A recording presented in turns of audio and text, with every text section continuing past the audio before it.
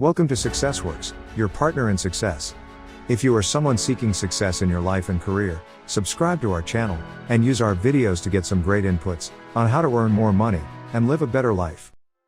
There's this idea in Jungian psychology called the circumambulation. And Jung had this idea that you had a potential future self, which would be in potential everything that you could be. And that it manifests itself moment to moment in your present life by making you interested in things.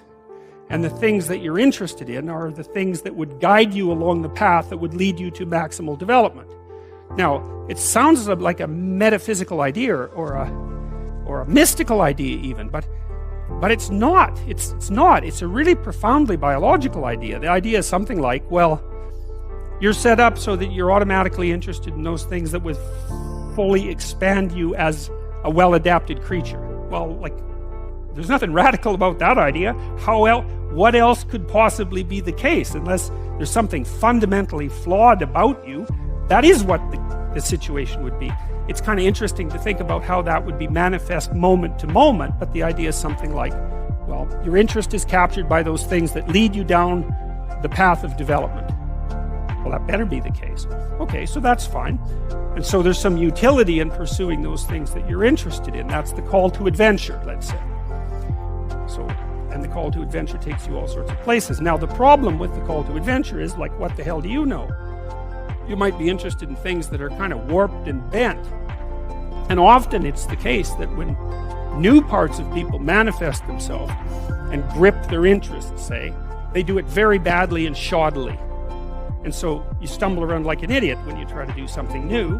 That's why the fool is the precursor to the savior from the symbolic perspectives, because you have to be a fool before you can be a master. And if you're not willing to be a fool, then you can't be a master. So you're gonna, it's an error-ridden process. And that's also laid out in the Old Testament stories, because the first thing that happens to all these patriarchal figures when God kicks them out of their father's house when they're like 84 is that they run into all sorts of trouble, and some of it's social and some of it's natural and some of it's a consequence of their own moral inadequacy.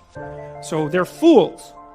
But the thing that's so interesting is that despite the fact that they're fools, they're still supposed to go on the adventure, and that they're capable of learning enough as a consequence of moving forward on the adventure so that they straighten themselves out across time. And so it's something like this. So this circumambulation that Jung talked about was this continual, we'll return to this continual circling in some sense of who you could be. You might notice, for example, that there are themes in your life. You know, when you go back across your experiences, you see you kind of have your typical experience that sort of repeats itself. And there might be variation on it, like a musical theme, but it's like you're circling yourself and getting closer to yourself as you move across time. That's the circumambulation. Now, remember that for a sec, because we'll go back to it. Okay, so imagine that something glimmers before you. It's an interest that's dawning, and you decide, well, first of all, you're paralyzed. You think, well, how do I know if I should pursue that? It's probably a stupid idea.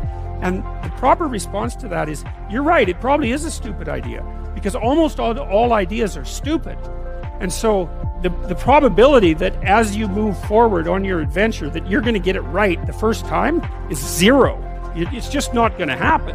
And so then you might think, well, maybe I'll just wait around until I get the right idea, and which people do, right? So they're like 40-year-old, 13-year-olds, which is not a good idea.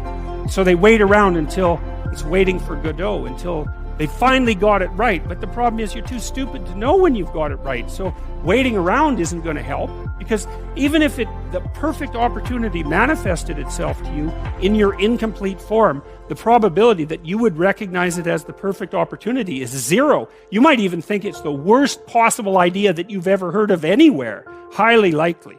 Highly likely. So you have, there's, Nietzsche called that a will to stupidity, which I really liked. So, because he thought of stupidity as being it, you know, it's you have to take it into account fundamentally and work with it. And so you can take these tentative steps on your pathway to destiny, and you can assume that you're going to do it badly. And that's really useful, because you don't have to beat yourself up. It's pretty easy to do it badly. But the thing is, it's way better to do it badly than not to do it at all. And that's the continual message that echoes through these historical stories in Genesis. It's like, these are flawed people. They should have got the hell out of their house way before they did. And they go out and they stumble around in tyranny and famine and self-betrayal and violence, but it's a hell of a lot better than just rotting away at home. And that's great, so that's good. And so why is that? Well, okay, so you start your path and you think that you're heading, towards your star.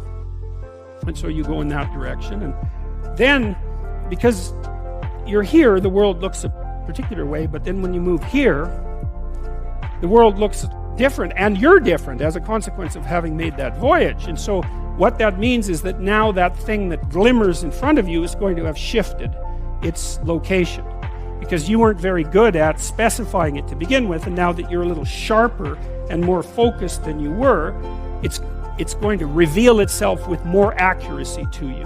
And so then you have to take it's almost like a 180-degree reversal. But it isn't, because, you've gone this far, and that's a long ways to get that far. But that's a lot farther than you would be if you just stayed where you were, waiting. And so it doesn't matter that you overshoot continually. Because as you overshoot, even if you don't learn what you should have done, you're going to continually learn what you shouldn't keep doing.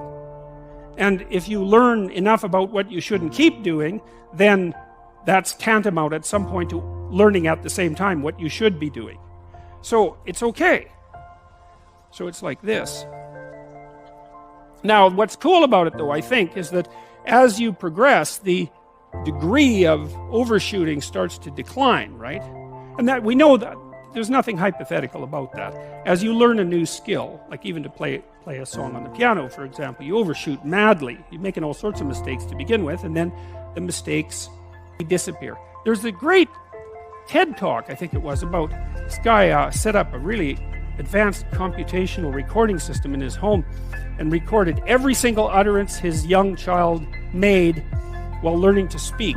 And then he put together the child's attempts to say certain phonemes and put them in a list, and you can hear the child deviating madly to begin with, and then after hundreds and hundreds of repetitions just zeroing right in on the exact phoneme. So, you might not know this, but when kids babble, because they start babbling when they're quite young, they babble every human phoneme, including all sorts of phonemes that adults can't say.